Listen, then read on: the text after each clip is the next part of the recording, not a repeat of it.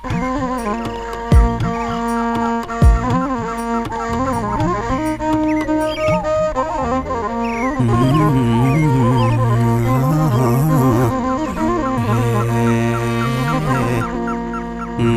sabah,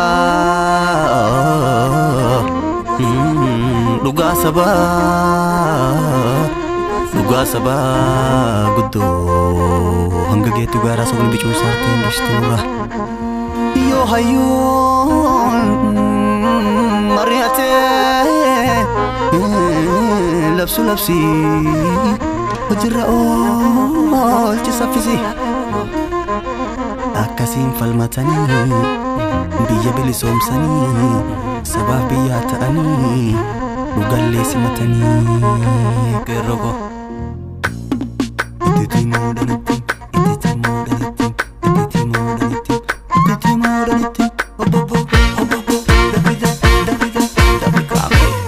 Disi lagi, wasim basu sumbaki, aku kalian ringkau, somni garan simbau. Ya kan lubu sabako bishanya chisuf tauta, ya kan lubu sabako bishanya chisuf tauta. Ubaringe ubaran nyatu bergara di familiar oripa dunia madiba. Lala kuga siti. Hello, welcome to Gada News Network weekly English program. Today, I'll be joined by fourth-year political science and international relations student Milko Badaso and activist Jibbaroro. Those guests are not new for our network, and they were brought back by the popular demand. Milko and Jibbaroro, welcome back. Welcome. Thank you so much for having me. Thank you. Thank you. Milko, let me start with you. The current Ethiopian Prime Minister is continue to allege the war in Tigray is over. At the meantime, the United Nations and USA are warning the humanitarian crisis and the conflict in Tigray is exacerbated. And USA confirms that they noted the Eritrean soldiers also involved in this war by satellite images and from credible information. They go from diplomatic communities within Eritrea and Ethiopia itself. Do you think this war is over? No, I do not think this war is over. We've seen his forces, his government forces deny international aid. We've seen them block certain regions from entering. No one does that when a war is over.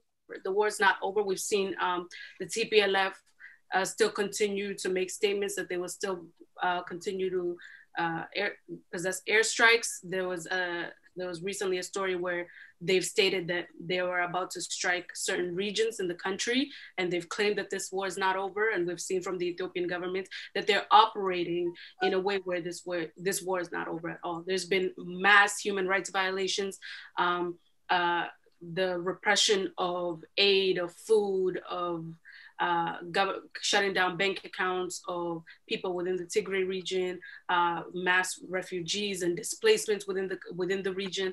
So no, I do not believe this war is over, and I believe that's just a tactic to use so the international community could be at ease, or so they could not focus on the situation, so he can continue to do what he does, which is violate human rights completely. Thank you, Milko. Jibbaroro, Ethiopia is a member state of United Nations. They signed the Declaration of Human Rights and they wrote Charter of Human Rights. There is a report that Ethiopian government-backed Amhara militia group fired on United Nations envoys traveling to Tigray region. What is this ramification? Do you have any report about those incidents? Yes, as you know, Mustafa, the information we're getting from that area is still minimal because everything is cracked down, and the Ethiopian government is not allowing independent the media to go in, or even the aid to go in. And there is a source saying some of the aid were actually killed by either Ethiopian government or Ethiopian-backed Amhara militia, like you said. and that information is being it is very a disaster in that area, where the international community the UNHCR trying to help those who are dislocated, where the area is being really marginalized. And the problem right now is, to add on to the question you asked, sister, is yes, USA has verified that there's a credible source that the Eritrea government involved in a fighting. Remember, this war is a sort of revenge war for Eritrea, and as well as for the Amhara people. So even though the government is claiming that this operation is for the law and order, and there are some group within Abiy Ahmed support that is in for their own interest. Now, this is going to depend on what diaspora can do, because the USA has information that it is quite against international law, while you inviting the foreign country to attack your own citizen. And so there are some senators talking right now to wait and to see the possibility for sanctioning and what the Ethiopia has done it. And as you know, all those are just depend on the role of diaspora. If we really strongly and demanded the justice must be served, and no doubt Ethiopia is facing a much more challenge. It's not what they claiming, and of course the war becomes the guerrilla war. This is the proxy war, and it cannot be over. It was just yesterday I heard it. About 50 kilometers from Mekelle, there was sort of a heavy fire and instead of war. And as I mentioned before, the TPLF soldier left a capital city in a way to minimize the casualty on civilians. It does not mean that the Ethiopian government actually took them out as they claiming. Of course, the war always contains some propaganda and everybody trying to sell their own side of information. But we should not be buying that, and it's horrible. It's horrifying what we hear, what happened on the ground. Jiba, you really raised a very interesting point. Milko, let me ask you this: as a political science and international relations student, we know somebody who ran away from their homeland due to persecution or due to political crisis and ask asylum in third country have certain rights within United Nations Charter of Freedom and according to United Nations High Commissioner for Refugees declarations. There are Eritrean refugees housed under Ethiopian umbrella in Tigray. We are receiving a very disturbing news that Eritrean soldiers are harassing and surrendering those refugees, asking asylums in a refugee camp in Tigray. How can this be possible? Yes, so it's a complete violation of international law. It's a complete violation of human rights. There's reports of rape, mass killings, denying asylum and staying within refugee camps. So there's a complete violation of every human right known to man. They are entitled, once you seek asylum, you are entitled to live there with your human rights still intact as the United Nations policy. So what the Eritrean forces are doing and what the Ethiopian forces are doing is a complete violation of human rights. There are reports of people being deprived aid even within these refugee camps. So, and they know this. This is not something that is new to them. They understand the rights. They know exactly what it is, and it's just a complete violation and repression of human beings. I understand there's obviously differences based on the war. They're both on the opposite sides, so they're not really humanizing them. They don't view them as humans. And for them to stay with refugee camps with people who are fighting the same people, that's what happens when it comes to war. And this is just sad. It's a sad fact, but it's reality. And as you said, it is a complete violation of international law, and it is a complete violation of human rights that is constantly occurring, even as we speak. Thank you both. Just to summarize this, once we were refugee, I personally refugee. Milko, probably you were very young and you may not remember the life in Kenya, and so is Jibaroro. I remember how even the Kenyan police sometimes harass us to get some money just for pocket money. And I feel how terrible it is. And forget being harassed, killed, and forced to repatriate them to Eritrea. And this war is become a regional war now, since Eritrea involved. And TPLF are also reaching out to probably foreign support, because there are multilateral issue involved in this. United Arab Emirates supplying drones to the Ethiopian government here and there, financial support from Arab countries. So there is no choice, but probably TPLF also will draw third party, and the Horn of Africa is going to be in crisis. Let's move to our own issue. While world attentions are focusing on the war on Tigray, the problem in Ethiopia, particularly in Oromia region, also getting out of control. We are receiving a disturbing report that some political prisoners are being taken out of prison during the night and killed by anybody who pleases to kill those people. Jibaroro, some Oromos argue this government is Oromia government.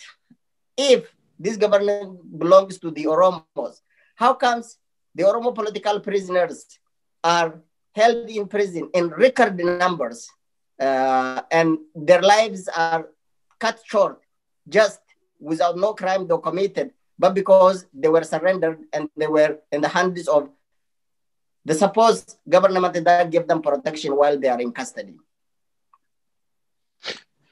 See, Mustafa, the issue in this country is a continuation of what has been happening Oromo people for the last 150 years. And Abiy Ahmed might claim Oromo, and some might believe that this is the Oromo government, Oromo party ruling. But as you know, that the situation even got worse than what we face in the last 30 years. You know, as a prisoner, once you are in the hand of authority, no matter how vulnerable you are, no matter what level is your crime, and without facing the justice, taken out in the middle of night and being killed and thrown into a jungle, eaten by animal, that is dehumanizing. That's the lowest that you can do to human being. And it is absolutely is a continuation. And for those who believe that this is the Oromo government or Oromo, just remember, Haile Selassie was claimed to be Oromo. Mengistu Haile Mariam was claimed to be Oromo. Our issue is not that who is in the government position. Our issue is, can we live freely in a country which we were given by God and we live on? Can we live freely? Do we have a freedom of expression, freedom of speech, freedom of assembly? This is the problem. And I don't care whether is from Oromo ethnicity or other ethnicity. If that person cannot protect this right and of the citizen of the country, and I should not be supporting just because he is Oromo. And obviously, as you know it, he promised to bring it a Mililich era back, and that's his promise, and he's delivering on that. So I cannot imagine those who are still believing and standing and trying to kind of cover our eyes and see the reality, what is happening on the ground. In Oromia today, and people dying, and you name it, children as young as 5 years is been dying. A woman is being raped, is being killing. And there is nothing worse can happen to Oromo nation and Oromo people than what we're going through right now. If you claim this is sort of kind of freedom, and I don't know what is your definition for freedom to those who are still supporting this cause. Yes, I would also, I just would like to add, he was previously, Abiy Ahmed was previously part of the TPLF. He used, and he is half Oromo, and half Amhara, so we need to acknowledge that. But he used this Oromo identity right after TPLF was gone because of the Oromo youth, and he used his half Oromo identity to capitalize off of that and pretend to be this man who will bring inclusivity and who will end the ethnic division and Oromos will have an identity. He pushed that envelope to capitalize off of it so he could go into power, because Oromo youth and the Oromo community were tired at that point. So we need to acknowledge that he was not claiming his Oromo identity because he was somehow proud of where he was or his love for the Oromo community. He used that as a stepping stool, a political stepping stool to get into power. He was part of the TPLF, and now he's fighting the very same people. This man is a narcissistic man. His entire identity is based on wanting power and keeping power by any means necessary. And since he has got into power, since the beginning of him getting into power, the first act he did was free political prisoners. And then a few months after that, he started mass killings within Oromia region, which was never covered by the media. It was all over the Oromo media representations that were covering this. And he started mass imprisoning Oromos. And he has continued to suppress Oromo identity, suppress Oromo culture with Irecha and delaying elections. He has done everything in his power to destroy the Oromo identity and the Oromo culture itself. Like my colleague just said, he has literally said that he wants the Menelik era of Ethiopia. And with him wanting to get rid of ethnic federalism and go back to the times which Oromos and a lot of Oromo fighters and a lot of Oromo activists have fought for years to get past that. And he is doing by force, by any means necessary, taking Oromos and Ethiopia back to a time where Oromos have never been okay. It is just the same as with the United States and the Donald Trump Make America Great Again. The past Ethiopia was never great for Oromos. Current Ethiopia is not great for Oromos. Ethiopia has never been a great country for Oromos. Oromos have been subjected to brutality in modern Ethiopia for over 150 years. So this is not something that's new. He has just, compared to the last government, he has pushed the envelope in trying to destroy the identity and the will of Oromo people. And even now, as he's losing followers and he's losing supporters, he has one group that is supporting him.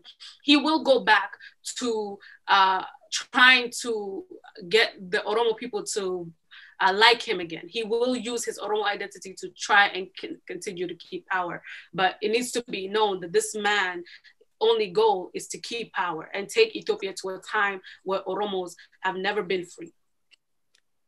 Very interesting. Let me ask you this, Milko, just yourself. According to me, there is no conditional support to political party or to political leaders. A political leader or party should be supported based on their action. There is something that I don't understand. Some of the argument that some of Oromos are claiming. So from get-go, Abiy Ahmed fought against what Oromos are standing for. Multi-ethnic federalism that Oromo people share their blood for, fought hand in hand with national nationalities to bring equal shot at opportunities in Ethiopia, having the right to self-determination and self-rule within their region and share the federal power and resource accordingly. There are a Naftanya group who thought equality means subjugation to them.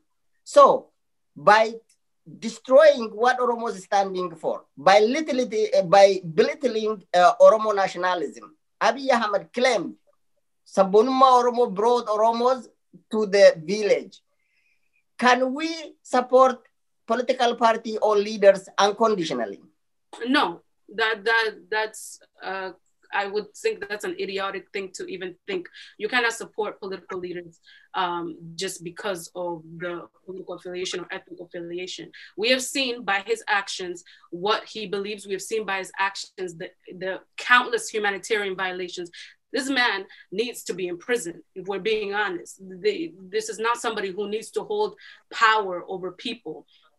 Within the ethnic federalism, and he has supporters because people, especially within the Amhara community, believe that ethnic federalism is the cause for the issues of Ethiopia today. That's not the case. The cause for the issues of Ethiopia today began hundreds of years ago, and it has continued. But the differences in the history and the differences in education that people are getting, certain groups are saying one history, and the other group is saying one history, and there's no acknowledgement of the true history that exists. So when you have that, there's obviously going to be division. And this idea that ethnic federalism will bring Ethiopia together, it will do the, getting rid of ethnic federalism, their idea that if we get rid of them, somehow one government will represent all of us and we will be kumbaya and everything will be great. No, it's not. It will be 10 times worse when you get rid of ethnic federalism, because Oromos and other communities will now not value diversity. It does not value other identities, other cultures, and other people's history. We have learned from years to this day, Ethiopia represents a certain group, and the ethnic federalism, even if it's not fully practiced by the TPLF when it first began, it gave certain ethnic groups an identity and a culture that was never a platform that was never seen before. Oromos prior could not even speak their language without feeling harassed, without being disrespected. So ethnic federalism, regardless of people's point of view on it, it gave these people an identity. It gave them a culture. It is the reason why a lot of people understand Oromos and other ethnic groups that are silenced within Ethiopia. The only ethnic group that has ever benefited from the lack of ethnic federalism is the Amhara ethnic group. There's 3 movements in Ethiopia right now. There's one saying Oromo protests. There's another saying say no to war in Tigray. And then there's another saying justice for Ethiopia. There's only one group who believes that Ethiopia represents itself. The other groups do not believe that Ethiopia represents it, and especially within the Oromo community. So getting rid of ethnic federalism will cause Oromos to further away from this Ethiopian nationalism, and they're thinking that getting rid of ethnic federalism will somehow unite us. It will do the complete opposite. And this man knows what he's doing. He knows that to get to prior Menelik style Ethiopia, you need to get rid of diversity. You need to get rid of culture. And it's literally colonial history repeating itself within this government. Thank you, Milko. Jibbaroro. In Western nation, we live in North America. Me and Milko, we live here in Canada, and you live in the United States. When a political leaders offenses or make a derogatory term on national television, there is a point where they are forced to resign. Abiy Ahmed spoke bad-mouthing about Oromo on multiple occasions. Lately, yesterday, I believe the day before yesterday, in Kenya, he threatened to eliminate OLF and compared Oromo Liberation Front with Al-Shabaab. Can really Abiy Ahmed get away attacking Oromos and nationalities every single day on every stage that he got opportunity? Look, let me be naive for a second. And as a TPLF, trying to see where did the failure of their regime end came from, and some of the officials are pointing the notion that we allowed the ethnic representation in federal system kind of give so many people to learn their own culture, to learn their identity, to speak their own language, to govern themselves, and they see that as a source of a failure that pushed them to lose. Although when the dictator Zenawi died and TPLF, they just never have somebody who can replace him, because, as you know, dictator always produce a follower. He can never produce a leader. So there's no one to fill in Zenawi's shoes, and the vacuum is start from there. And we know that reality. Look, the federalism system in Ethiopia came highly in the sacrifice of Oromo people paid in 1991. We lost so many people. The Wayane did not choose to bring that federalism system. If it wasn't a fight, and they forced to compromise it, to recognize it, Oromia, they forced to recognize it, the Oromo language, they forced it to recognize it. This is the achievement that we had it, which Abiy Ahmed trying to take away from us. We have to think it that way. as far as the speech that he had it in with the Kenyan government a few days ago, you know, Abiy Ahmed has been in the CIA for Ethiopia for so long, and he's been a spy. And if there is anybody who has a responsibility about the genocide happened in Ethiopia, in Oromia, for the last 30 years, Abiy Ahmed is no way less than Getachew Asafa, who has been also for a long time.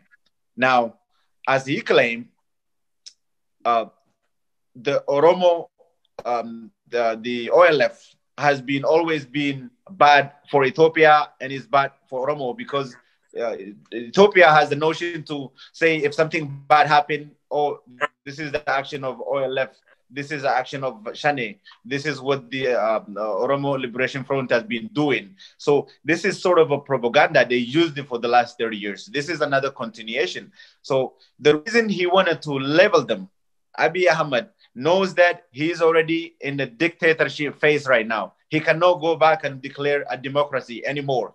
He is fighting for his life. His government is a government never had a mandate to lead the country to begin with it. So he took the opportunity, he saw the opportunity, he elevated himself, he used it, and he's trying to bring OLF back when he knows that he is not as ready to fight them. Now, when he got everything that he needed in his hand, and his decision is to get rid of him again, to put them back into sanctioning, label them as a terrorist. This is nothing what the Malazanai did to Oromo Liberation Front. But the question is right now, can that be end the story for OLF? If the past regime cannot eradicate the ideology of Oromoma, because OLF is become the Oromo ideology, you cannot differentiate them. If the past regime, who has everything in their hand, and they took the country by gun, could not get rid of it, to think that Abiy Ahmed, to even, I guess he's lying to himself that he's gonna end this. It is quite contradictory of what we have seen it and what we witnessed in the past. Thank you very much. Let's get back to the basic fundamental principles of Oromo questions. The Oromo people fought for over 50 years to get the right to self-administration and self-rule, if possible within the Ethiopian Empire, or if possible to get their own independent Gada Republic of Oromia. During the past 4, 5, 6 years, during Oromo protest, somehow, rather than disintegrating the country, some Oromo intellectuals get to the conclusion that Oromo's question will be answered within Ethiopian framework and negotiated within the international community, within the Ethiopian ruling party at that time, EPRDF, and within the Oromo intellectuals themselves. And we dismantled the TPLF by shedding over 5,000 Oromo youths.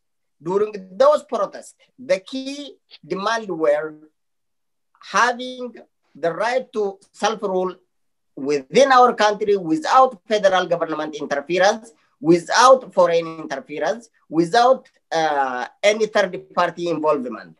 The second one is immediate stop of Addis Ababa master plan that targeted to evict millions of Oromo farmers from the surrounding region of Finfinne, and to make Afan Oromo a federal language.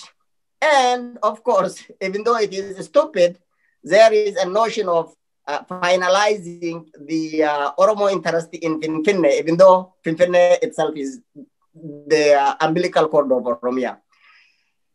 Without answering all those questions, there are people who believed Oromo got its freedom and there is no pending demand of Oromo's Milko. Does really Oromo's question answered within Ethiopian framework so far? Not at all. It has actually taken us back. Oromos have not gotten their freedom. They don't even carry it out, and every other carried out.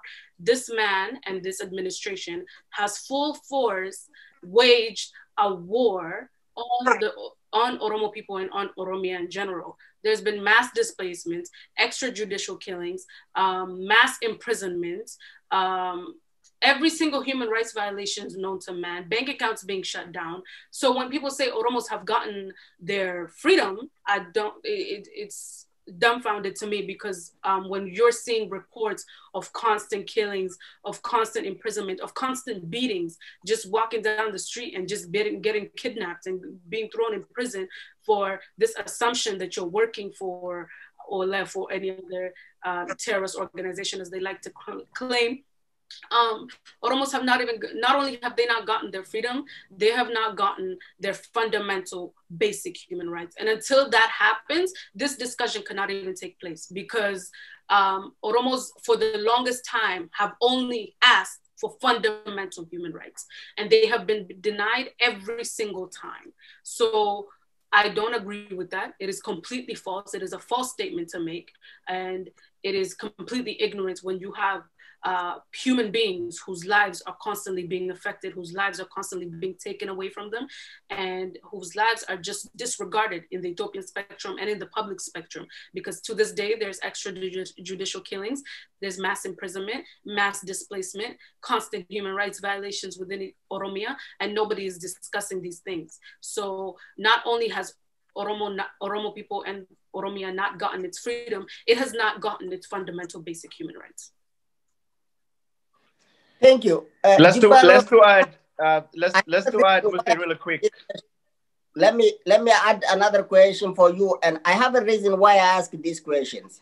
As someone who crafted the Oromo protest with Jawar Muhammad when he was in Minnesota, I know you were deeply involved in that operation. Is there any of those questions was answered?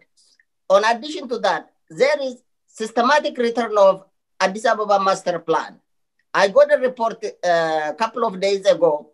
The Bilsigina party leaders are going around the Finfinne and falsifying a document and forcing farmers to sign their paper, telling them they will get the ownership of the land. They call it the map of their own land, when in fact the document was to apprehend the land and give it to the investment.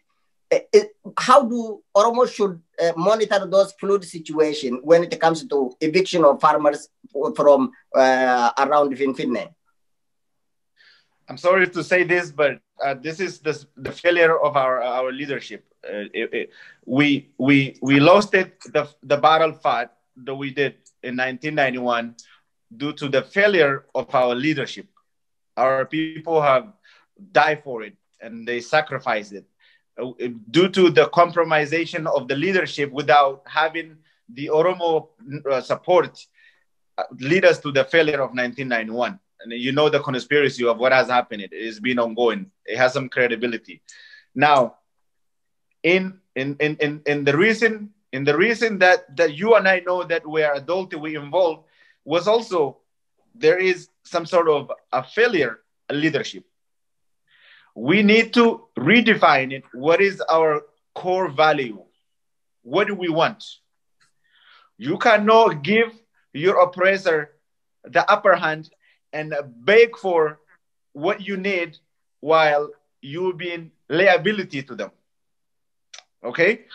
When the Oromo fought when the revolution started in 2015 to 2018, and Ethiopia was going to fall apart. It was up to the Oromo leader to save that country at that time. It was going to fall apart. Amara is nowhere in the position to retake over the government. And TPLF has grabbed everything they can and they migrate themselves. And it was fall on the Oromo leadership shoulder. Now, ironically, some of our leadership has a different view than what you and I had regarding Oromo and Oromuma and the nationalism of Oromia and Oromuma, what we wanted. So there is a notion within the high rank of Oromo leader that was leading us. Somehow, the Oromo question can be answered within the Ethiopian framework. While you and I know, Ethiopia has been always contradicted to Oromuma and Oromia, because these two cannot go together. You mentioned about the land grab. The land grab has been continue ever since in a low key. Remember about 2 years ago or so, QOPHII, when they are trying to giving people at the low key without nobody knows, and Johar Muhammad happened to stop in and interrupt that one. But that continuation is still up to today. Now, Ethiopia has a tendency to make a deal. Those a foreigner who want something in Ethiopia, of course, if they cannot give a money, it is to give a land. So this is a deal to legitimize their own agenda, to have it more sort of kind of people who are lack it with the interest, because once you give in a land in Ethiopia, you cannot stand it through for Oromo anymore, because if you say something, you're going to lose it. So during this war, Ethiopia desperately need more people to support. The land grab that they just announced is to giving those people to kind of extended their power and how they want to do about it, which they don't care about it. Normally, land grab without giving the compensation, and that people end up being homeless. That people they cannot be a true citizen when you don't have a place to live. When you are fighting where to sleep and what to eat, you cannot fight something else. So they try to keep people to that basic level where people cannot think of something else but where to sleep and what to eat. That's exactly what Abiy Ahmed is doing. Thank you. Milko, I'm not sure if you have any point to add on this point, but I want to take you to Wallo, special zones of Raya and the surrounding area. Those land those people have been deprived of their language, their culture, starting from Melinik up to now. Due to ethnic federalism, the right to self-rule has been somehow restored. Some of them were under Tigray region and some of them were in Amhara, a special zone. But lately, by the name of reclaiming their land given to them by Emiya Melinik, the Ethiopian-backed Ethiopian militias are invading those land, killing those people, harassing them, falsifying some of them to pretend as Rayas, and bringing them on national television as if they were back to where they belong. Is ethnic cleansing, depraving one's identity and oppressing those people who have been marginalized for centuries is the way forward?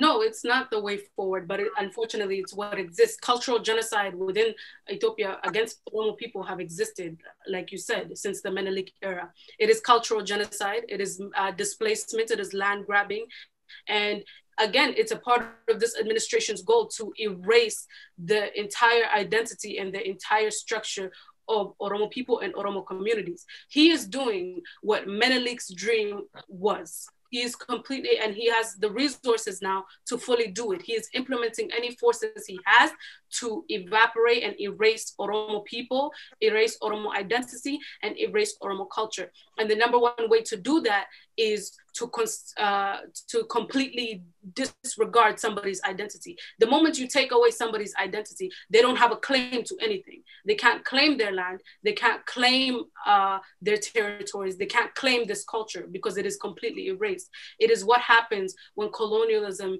and powerful people try to assimilate you into a certain culture in a certain country. He is doing the complete dream of his idol, which is Menelik, and what is happening to these regions and in Wallo especially is what has been happening for years. Oromo people, and even in Wallo, their identity is not known. There's constant battles about if this land was previously Oromos or this land was previously this group's. It has always been constant. And this is the problem with not knowing and not acknowledging history. It will lead to constant chaos. Ethiopia is in a state of chaos. It is in a complete state of chaos in every aspect of the way. There's mass human rights violations that are happening that is not controllable at this point. And what is happening with using non-government organizations and militias and rebel groups and all of these things, it is leading into more chaos, and people are losing their lives due to this. This man is so founded and so willing to have power that he is willing to do anything to get it. So what is happening to these communities is plan to completely erase who they are, their land, what they're entitled to, what their rights are. And once you do that, you can go back to the Ethiopia that he wants very badly, which is the Amhara dominance and everybody assimilating to one culture, one identity, and one government controlling everyone and everything. This is a man that is completely against diversity. And he has shown with exactly what you're saying with these regions, he has completely shown who he is and what his plan is in the end. Thank you very much. This brings me to one of the questions. Let's not forget. Go ahead. Let's not forget. There was a video that revealed the true identity of Amhara supremacy, and a few days ago, then from the high official of the current Ethiopian government, how they view themselves in that country. And what they stand for, what they're fighting for.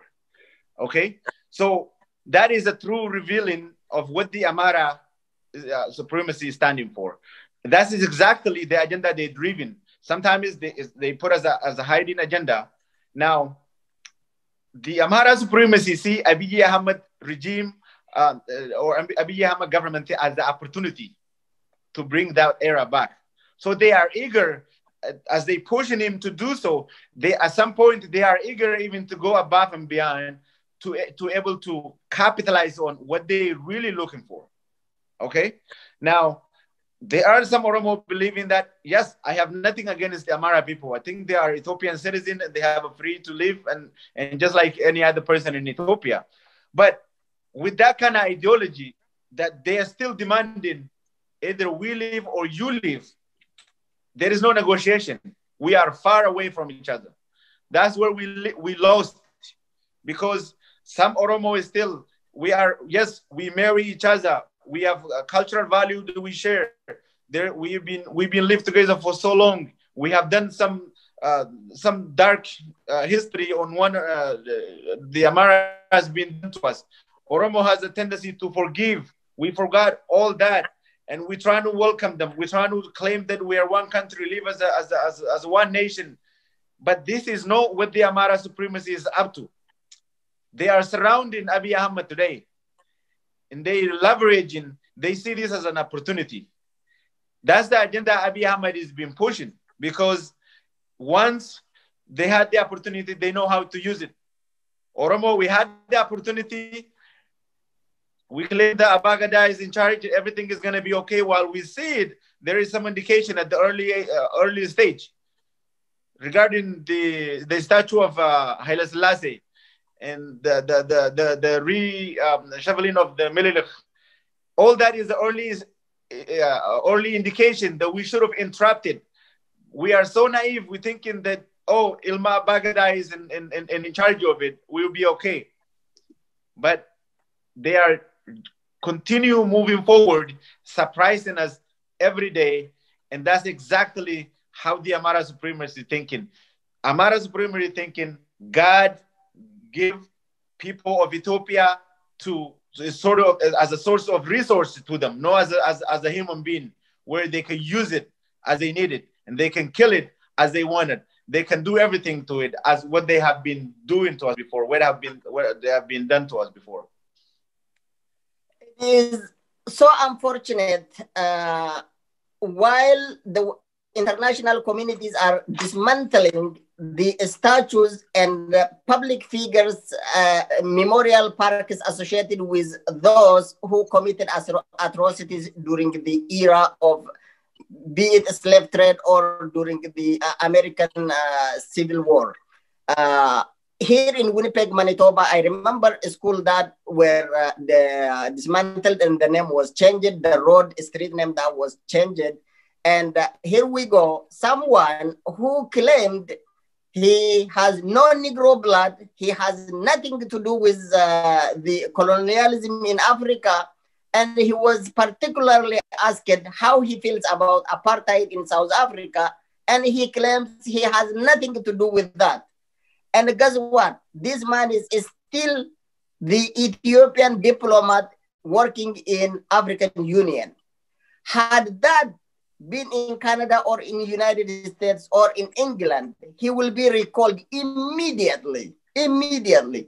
But this is Ethiopia, where the Ethiopian Prime Minister glorifies the past injustice, vote to bring back Ethiopia to its previous glory, erected Millennium statue Haile Selassie and Mengistu Haile Mariam and all of those dictators in the palace. So I don't think we expect anything from that government, but as Oromo, we should ask ourselves where we are, not only as an Oromo, but also as a nation and nationalities, and even as an African. And this is indeed, that video was very revealing, and it shows how incompetent the Ethiopian governments are for not recalling that man is still holding his job. Milko, do you have anything to say on this? I'm sure you watched that video. I don't know if you did or not. Yes, I did. He called himself superior and cute, and oh God. That was a mess, but I'm not surprised at the Ethiopian government. I think they know exactly what they're doing. And they have a lot of people within their administration that feel the exact same way. The only difference is it has not been publicized and they did not go on television to discuss it publicly. They have the exact same ideologies within this administration. We've seen it based on the policies that they've created. We've seen it based on the acts that they've committed. And it's not new. I'm not surprised. They're not ignorant to it. It's not something that they're denying. The difference is they know these things, and these are the type of people they need surrounding them if they want to achieve their goal of previous Ethiopia. There's a lot of people in this administration who think that Amhara ethnic group is superior, and they do have this same exact ideology.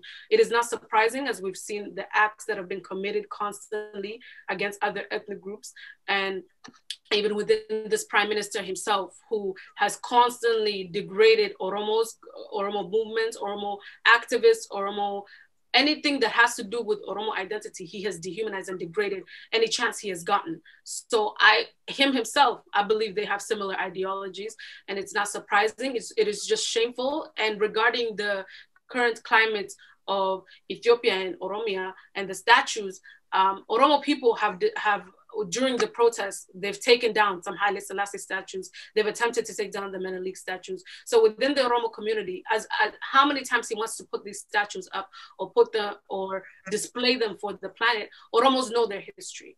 And like we said previously, you can get rid of the revolutionary, but you can't get rid of the revolution. Ideologies is not something that you can kill. It is millions and millions of people who in Oromia that are aware of their history. And as many times as he wants to parade these dictators and murderers publicly in statues, Oromos know, and Oromo ideology understands, and we know the history that has come with this. So it does not matter to us because we are aware of these things. It is just shameful. It is degrading. And if Ethiopia ever wants to evolve or progress or even attempt to reconcile with the Oromo community, it needs to acknowledge this, and it needs to dismantle this, and it needs to hold governments and previous governments accountable. Because what you're doing with a statue is saying that what these governments and what these rulers committed is okay. And as long as they say that this statue and these rulers and what they did to Oromo communities and to other communities, as long as these statues exist, Oromos know that this country does not care about Oromo people. And if it wants to reconcile, and if it wants to even attempt to heal within the Oromo community, it needs to dismantle the statues, and it needs to hold accountable any ruler, any government, any administration that has been responsible for the degradation, the dehumanization, and the constant brutality that has happened among Oromo communities. Indeed. This government continue denying the historical injustice committed against the Oromos and nationalities. From history, we knew that Nazi Germany committed genocide against the Jewish.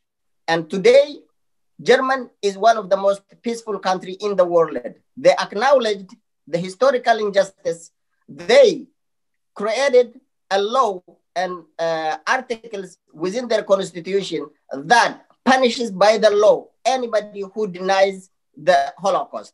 The same is true in all European countries, even in North America and here in Canada.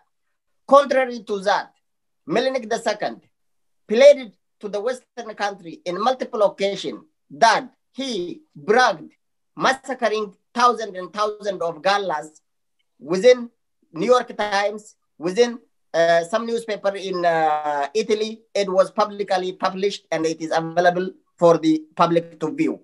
So there are 13 groups belonging to Naftanya's ideology who denies the historical massacre at Anole and at Chalankochali. Unless the Ethiopian government and those who entertain this idea come to their sense, there is no reconciliation and moving forward. This is my personal message to Daydream. Let's go to our final, probably maybe the second final questions. Dibaroro, recently we are seeing some dramas going on between the Ethiopian, the Oromo Prosperity Party cadres and the Amhara, even not even cadres, the high official from the government bodies fighting over the land that was reclaimed by Rist as Malash, or those who say this war was marching to bring back the land that was taken away from them.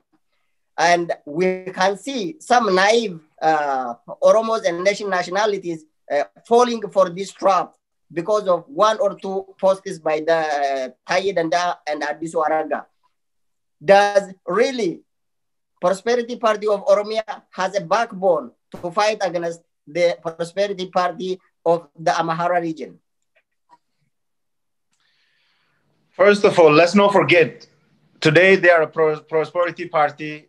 At some point, they were ODIPA. Before that, there was OPDO.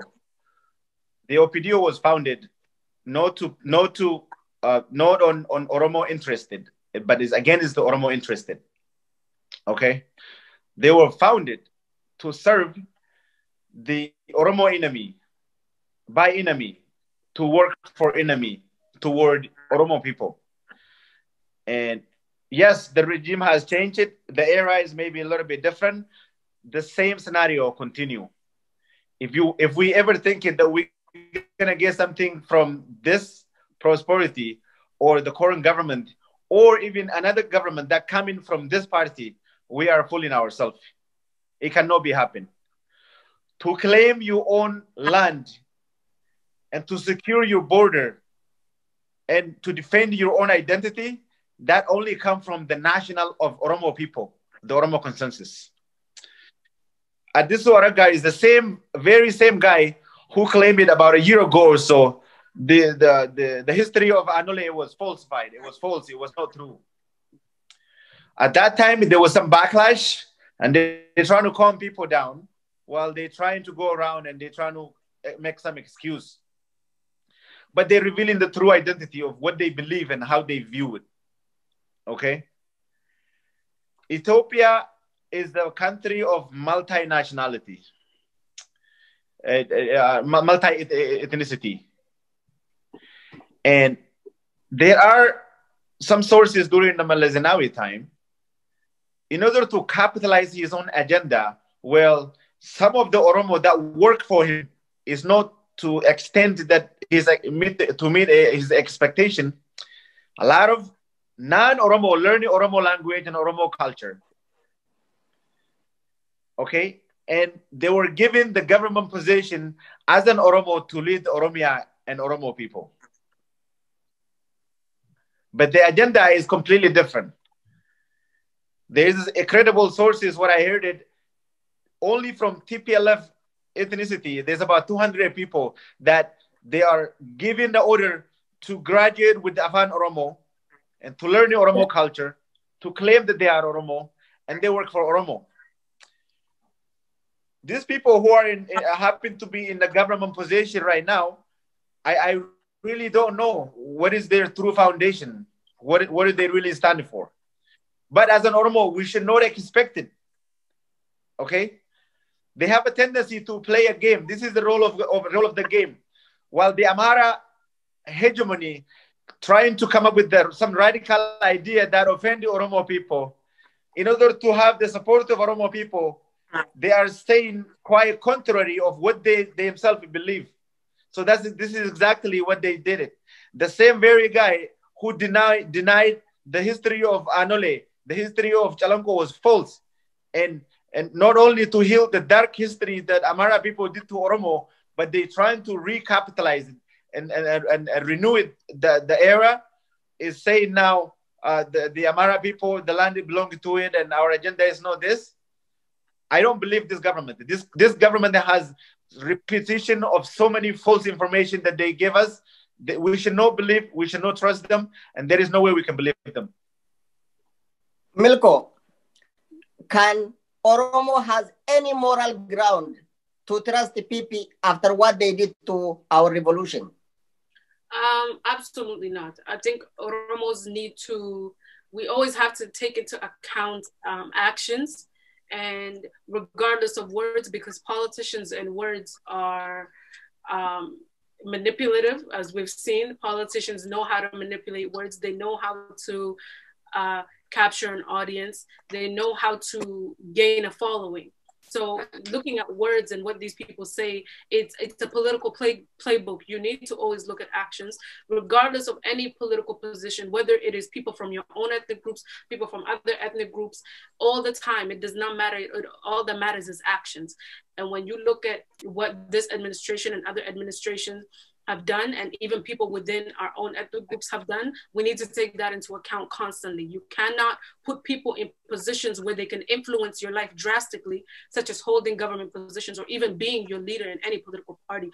You're giving somebody the power to lead you, and this leadership will affect you fundamentally in every aspect of your life. So you need to take it as a matter of life and death. It is not something that you can be silly with. It's not something that is an easy decision to make. If you're trusting people with your livelihood and your whole existence and your family members' existence and your community's existence, you need to treat it as life and death. The same way we treat sicknesses, the same way we treat health. Politicians are responsible.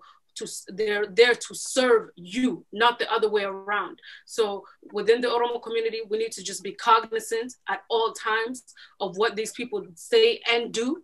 And we need to move and evaporate and continue as a unit and not divided at all. It needs to be collective. We need to have collective goals. We need to have community-based goals that are consistent with what we each want, because at the end of the day, we want fundamental human rights. And as long as that is a collective goal, and we acknowledge that we have a collective goal, that is how we should proceed. And you should always proceed with caution, but always proceed with actions as well. Do not trust people to lead you if they have not proven that they are worthy of your ability to let them lead.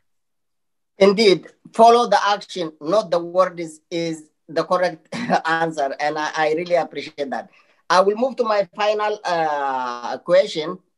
Recently, there is a confusing video surfacing from OBN as if some of the Oromo diasporas are sending money to support the military force fighting the so-called junta in northern Ethiopia.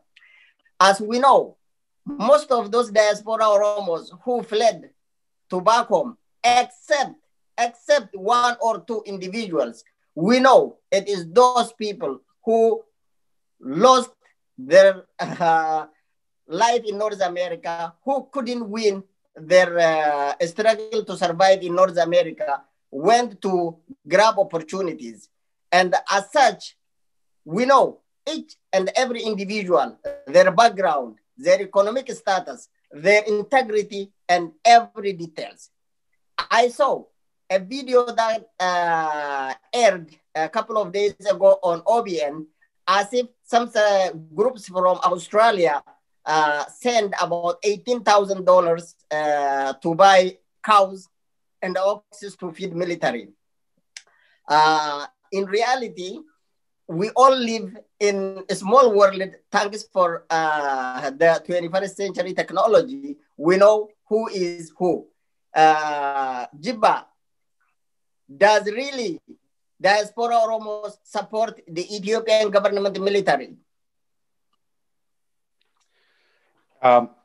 As you know, even during the TPLF era, there are some individuals that live in abroad, and because of their financial tie to Ethiopian government or because of their personal interest, they used to have some sort of a connection. And as I remember when Junadin Sado or Abadullah was regional government of Oromia, and when they came, we were really protesting, and I have witnessed and I saw a few people that was smuggling into the audience as a supportive of the at that time the TPLF regime in Ethiopia. We cannot say that all diaspora is against, and there might be some of them. Look, Ethiopian government is at the weakest point with their foreign policy right now.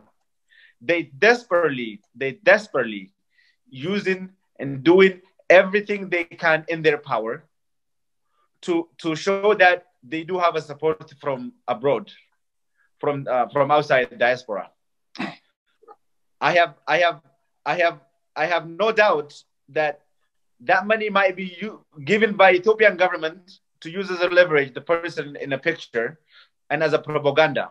They're using everything they can. That could have been just a propaganda, but we know that for a fact there is no way they get in that 18,000 from the Australia, which the vast majority of people live in Australia, we know are just are OLF veteran that was always been against the brutality of Oromo people, and I cannot believe that that is what happened. But we know that Ethiopian government doing everything they can in propaganda to elevate their own agenda. So I won't be surprised if that is the sort of how they propagate it. Thank you, Jiba. Milko, if you can add any point on those and conclude our discussion, please. Yes, no, I completely agree. I think we need to be conscious that this government has completely violated human rights. You don't get to destroy human lives and come back from that. And it is not a legitimate government as they're past their mandate.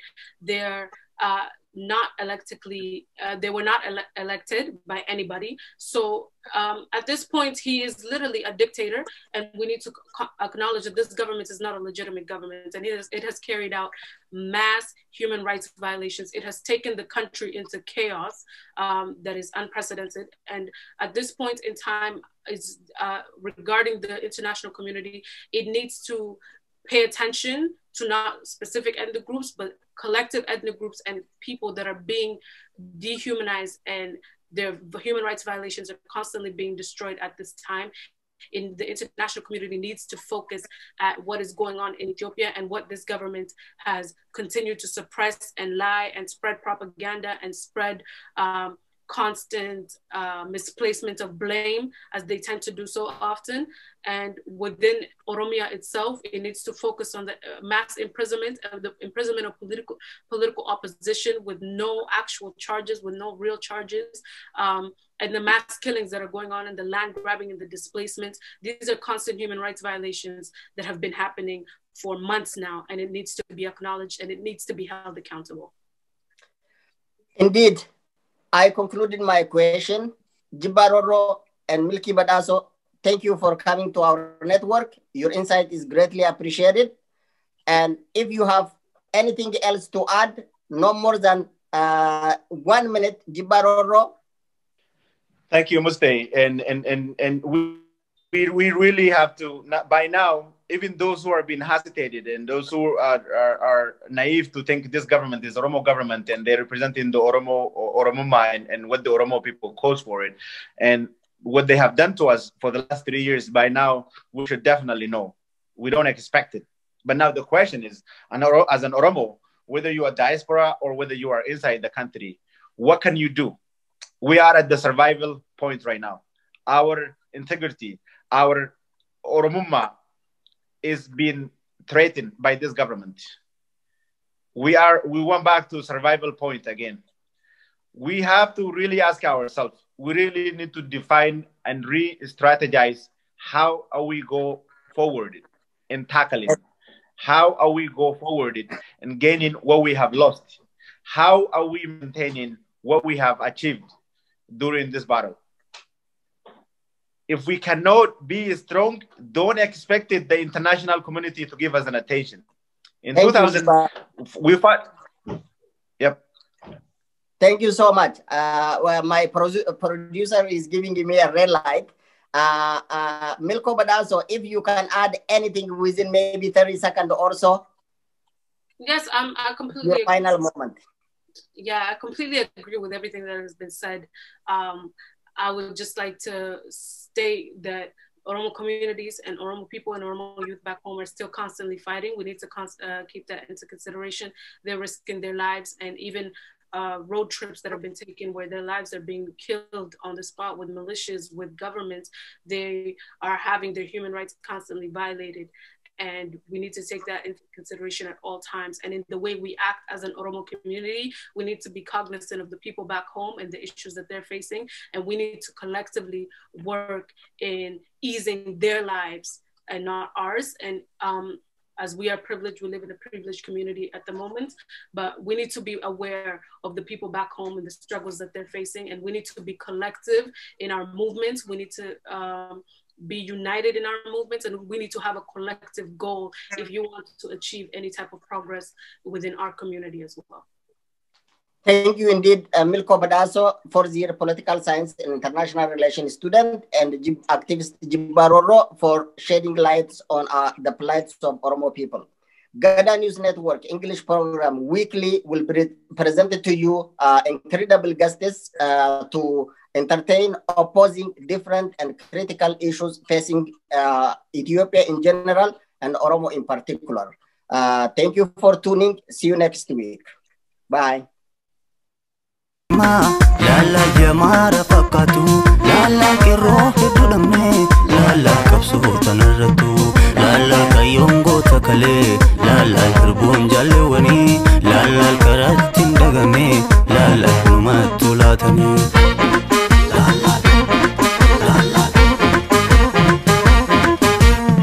Wada kalesa ganuni, bakka yada hankisuni, fedi sabada hangesuni, sona duga sakaluni, digaran tarkam pachudani, wana kasi hinjala tukero fi kareni, tokos tokote da una muhidanda, tokos tokote da una muhidanda. Fedi dum fajde kerona kalatu, adam sunhabu kan sabah falmatu.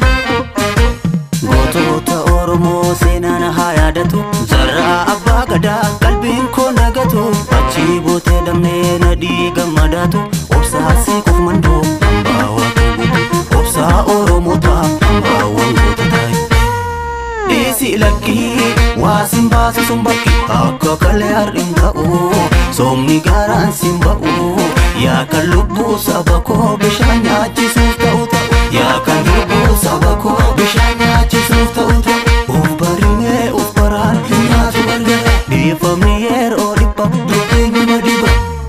Lala duga siti hima, lala jamara fakatu, lala kero hidudame, lala kapsu tanaratu, lala kayongo takale, lala hirbun jalewani, lala karatin dagame, lala numatulatani.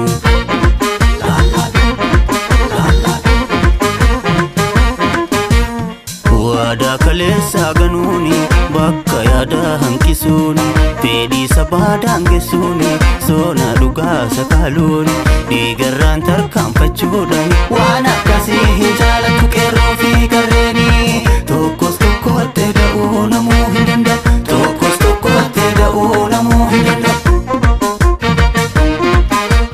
Fedi dum fajde kerona kalatu, adam sunhabu kan sabah falmatu. Oromo senana hayadatu zarra abba gada qalbin ko nagatu achi bote damne nadi gamad sodaatu obsaasii kuf mandoo